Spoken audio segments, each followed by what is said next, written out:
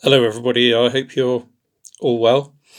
Have you ever played a game called Chinese Whispers? Do you know that game where one person whispers something in somebody's ear, and then that person whispers it in the next person's ear, and that person and you pass it all the way down the line or round a group, and you see if how the message comes out at the other end, whether the message is still the same. Now, my grandfather was a very, very funny man. He used to make me laugh a lot. He was a soldier in the First World War. I've got a picture of him here. Can you see that? It's a bit of reflection, but I think you could see it. And I've got some of his medals here. It's a strip of his medals. And this is a special badge he got. Well, first of all, I'm going to show you this. He got this. This was called a citation because he was very brave in the war. And this document is signed by somebody called Winston Churchill. And there's a little badge here called the Distinguished Conduct Medal. Anyway, as I was saying, he was a very funny man. He used to tell me lots of stories, and he used to tell me a story about some real Chinese whispers that took place in the war. Apparently, one day they wanted to make an advance. They wanted to move the troops forward, and somebody sent a message, "Send reinforcements, we're going to advance." And it was whispered around the group, and by the time it got to the last person, it came out, "Send 3 and 4pence, we're going to a dance." In our worship this week, collective worship, we are thinking about, we've got a couple of themes, both long words. One word is perseverance, and the other word is resilience. I know what perseverance means. I expect you do too. It means going forward, keeping at it, carrying on with something till it's finished, not giving up. And those soldiers, like my grandfather, in the First War and in the other war, showed a lot of perseverance.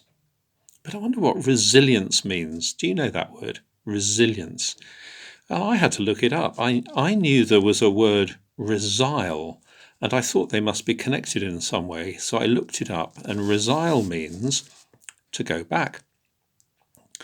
So we've got two words, one meaning go back, and the other word meaning go forward. But hang on, I hear you say. I thought resilience meant being strong and showing courage. Well, yes, it does, but often it helps to look at the root of a word to work out what it really means. And sometimes before we can move forward with something, we have to take a step back. It's important not to rush into things. Perhaps you know that already. It's almost always a good idea to stand back and to take stock, to look at the territory, to look at the land, to see what lies ahead. What are the possible problems? What are the dangers in what I'm thinking about or planning to do?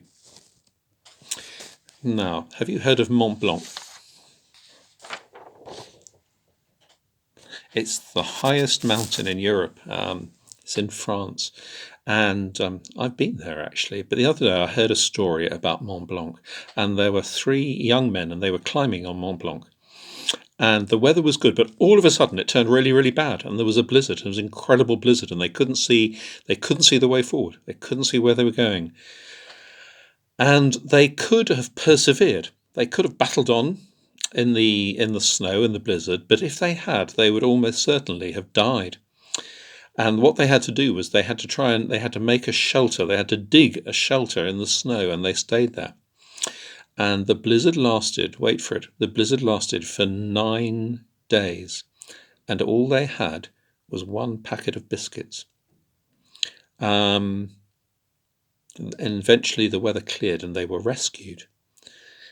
Now, in the Bible, it says that Jesus often took a step back.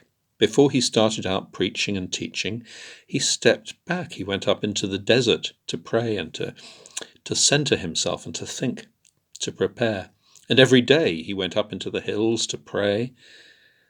Even on the night before his arrest, he went into a garden to pray, to step back and to think, to take stock. So we're all having to persevere quite a lot at the moment, aren't we? persevere with being patient for this pandemic to come to an end, persevere with unusual arrangements at school, perhaps persevere with being at home more than we're used to. And it's really important to practice perseverance and to build up resilience in order to help us to persevere. And I think those two very much belong together. But to develop these skills, first of all, we have to learn patience. So hang on in there, everyone, and we'll get through this difficult time altogether. Have a good day. Bye for now.